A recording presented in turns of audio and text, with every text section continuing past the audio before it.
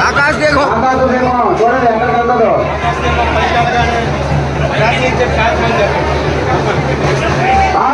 చూడండి అలా వెళ్ళిపోతుంది